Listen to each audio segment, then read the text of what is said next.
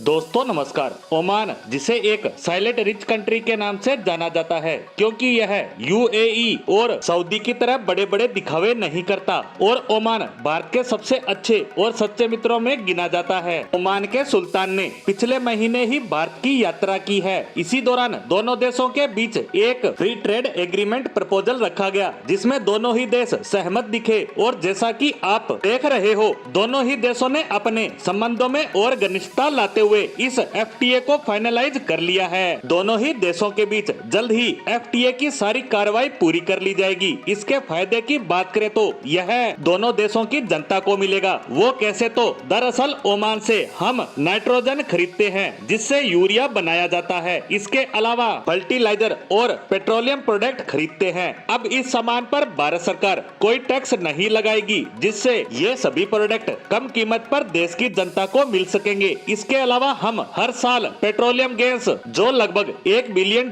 कीमत की होती है खरीदते हैं, उस पर भी कोई टैक्स नहीं लगेगा। इसके अलावा क्रूड पेट्रोलियम जो हम लगभग हर साल $3 बिलियन का खरीदते हैं वह भी टैक्स फ्री हो जाएगा और सरकार के साथ साथ इसका फायदा आम जनता को भी मिलेगा। वहीं इसका ओमान की सरकार और जनता को भी फायदा होगा। ओमान के जो पेट्रोलियम प्रोडक्ट है, फर्टिलाइजर है, नाइट्रोजन है, भारतीय मार्केट में ज्यादा आएंगे क्योंकि वो अन्य देशों के मुकाबले सस्ते होंगे। वहीं अब भारत के फायदे की बात करें तो ओमान एक ऐसा देश है जहां ज्यादातर रेगिस्तान है। खाने पीने की ज्यादा चीजें यहाँ उगाई नहीं जाती, इसीलिए ओमान खाने पीने की चीजें दूसरे देशों से इंपोर्ट करता है। वहीं भारत भी खाने पीने की चीजों का एक बड़ा एक्सपोर्टर है, तो एफटीए के तहत ओमान भारत से सामान खरीदेगा क्योंकि भारतीय सामानों पर कोई टैक्स नहीं लगेगा जिससे यह अन्य देशों के मुकाबले सस्ता होगा। इसीलिए यह भारत के लिए एक बड़े मार्केट का रास्ता है